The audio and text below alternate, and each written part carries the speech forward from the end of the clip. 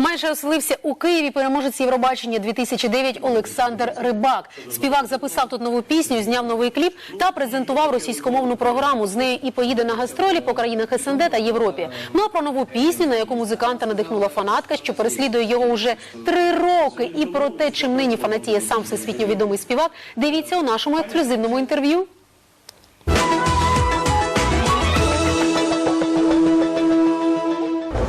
Здравствуйте, Александр. Вам даже как-то и не скажешь добро пожаловать, потому что вы уже давно у нас обитаете, записали новую песню, сняли новое видео. Сегодня все презентуете именно в Киеве. Вас вообще вдохновляет наша столица? Очень вдохновляет, очень даже вдохновляет. Я очень даже понимаю, почему вдохновляет, потому что здесь люди очень теплые, и они не боятся искренне говорить, что им нравится творчество, что нравится им человек. Например, если у меня много приятелей норвежских, которые, у них девушка из Киева, потому что вот здесь, ну да, я думаю, что вот искренность это и есть слово, что открытая славянская душа. Да, что, например, девушки, они не боятся говорить, что я влюбилась в тебя. В Норвегии там все в игры играют, да, такое, и самое главное, чтобы не показывать вообще эмоции. А здесь и в отношениях очень люди хорошие, но и вот в бизнесе тоже. Они так же, как не боятся говорить, что вот у тебя прекрасная идея, также люди не боятся говорить, что нам не нравится то, что ты сейчас делаешь. Это вот это искренность. И я думаю, пока что я только в Украине такое видел. Так что я с удовольствием сюда приезжаю, потому что здесь просто люди открытые, честные, и потому и легко работается. То есть на этом работа не закончилась в Киеве? Еще можно ожидать твоего приезда и дальнейшего сотрудничества? Да. Я больше в Киеве, чем в России даже. Просто так получилось, что у меня менеджер из Киева. И тогда, конечно, я приезжаю больше сюда, чем в Россию.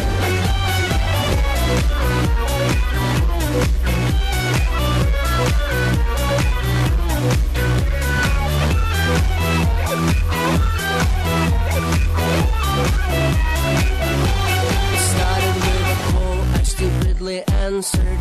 You said you got my number from one of the dancers. You waited right outside.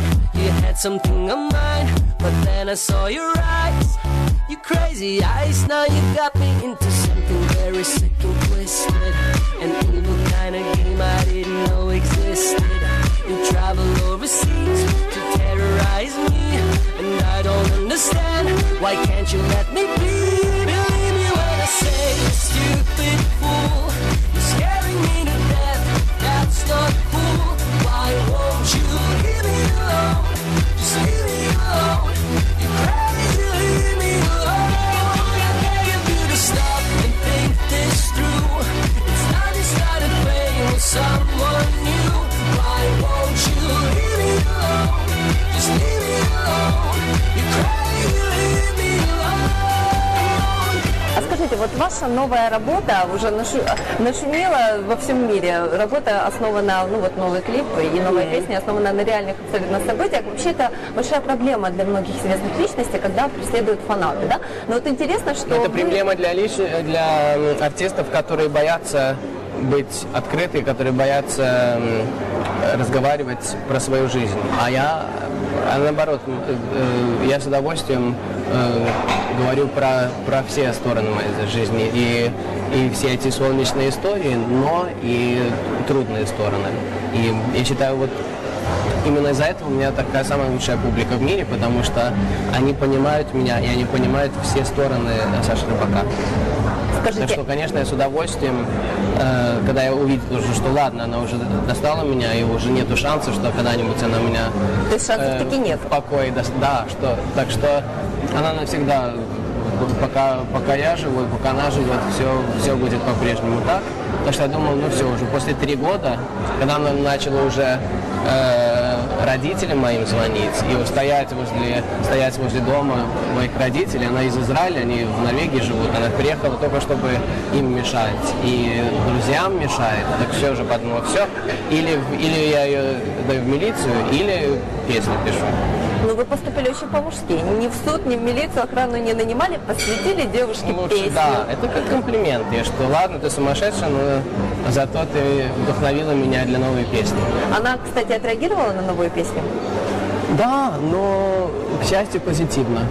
А вот всегда ли удается из негатива вырулить в какой-то позитив, найти какую-то продуктивность в этом всем? Ну да, можно сказать, да, не обязательно, что позитив найти, но что-то, во всяком случае, полезное можно найти из этого. И если я чувствую, что я очень, например, на скрипке, если 2 дня у меня не получается вообще заниматься, ничего, тогда я или я могу пробовать стараться вот эту пьесу играть, и да, получится, или я на 4-5 дней брошу играть на скрипке и стану сочинять песни, чтобы просто напомнить себе, что у меня есть другие таланты тоже, и потом тогда легче будет прийти опять к этой песне и по-настоящему доработать. Вы еще пока человек не семейный, вот скажите, какой для вас идеал девушки? Может, вы кого-то обнадежите сейчас? Только потому, что у меня семьи нету, это не значит, что я не семейный человек. Ну, я имею в виду, жены Вот у вас здесь вот пока я нет. самый семейный человек. Моя жены, самая детей большая мечта – это стать известным композитором. Сейчас я пока что известный артист, но я хочу, чтобы люди поняли, что я могу писать песни не только для себя. Может быть, для Евровидения стать песни писать, потому что тогда сразу известно станет для людей. И ваша избранница должна быть. Я все пытаюсь как-то. Я хочу, чтобы девушка поняла, что пока что у меня такая жизнь, что нужно мне сначала карьеру поставить. И тогда я надеюсь, что она согласна с тем, что я должен ехать по Европе. И если она не может со мной ездить, если она все время будет сама уезжать и будет ждать, что я за ней буду ездить, так это так не получится. Такая ситуация была с прошлой девушкой моей. И так не получилось. Мне нужна девушка, которая не слишком гордится собой. Понятно. Я думаю, что сигнал принят. Скажите... Но когда я стану композитором, тогда у меня еще даже будет время на семью. Я буду жить в одном доме, не ездить по Европе. И у меня будет самая такая счастливая жизнь. Но пока что еще такого нету. Но у вас есть хобби, кстати. Вот интересная новость о том, что вы сейчас занимаетесь конструкторами Лего. Да. Очень было неожиданно услышать это. И Знаете, причем вы большие деньги на это тратите. в моей жизни очень много есть партнеров, я и должен все время распоряжаться ими. Все время говорить, что помни вот эти вот аккорды сыграть, или сказать, что помни, что завтра нужно эти бумаги послать, так. А Лего, наоборот, Лего мне говорит, что Саша, давай вот этот кубик на этот рубик, и вот так должно быть. Потому что я совсем выключаю свои мозги и отдыхаю. А плюс еще другая философия за Лего, что все такие большие вещи начинаются в маленьком. Слушайте, интересно. И последний вопрос. Осенняя хандра, вообще депрессия, вам присуща? Как вы спасаетесь от осенней депрессии, если она есть? Ну, как это сказать? Не, у меня наоборот, я же славянский. У меня же славянские корни, я же белорус. Не знаю, Так что... все мы поддаемся погодным Да, каким-то... а я наоборот в Скандинавии хвастаюсь о том, что все в Беларуси, в Украине мы не боимся ни дождь, ни снег. Так сказать. Ну почему? Вы же сейчас улыбаетесь, хотя сейчас осень. Потому что я с вами общаюсь. Ну, спасибо. Но посмотришь утром на небо, и, честно говоря, проснуться тяжело. Все затянуто, все висит и давит. Ну тогда нужно опять вспоминать Олегу, что сначала выглядит очень все некрасиво, потом станет.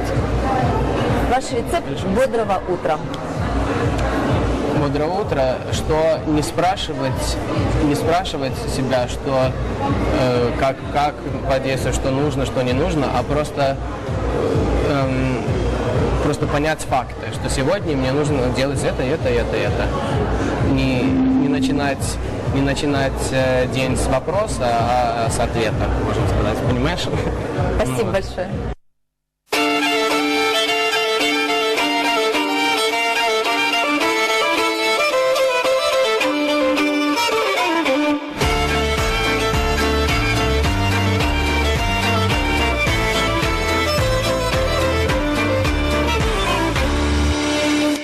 years ago when I was younger.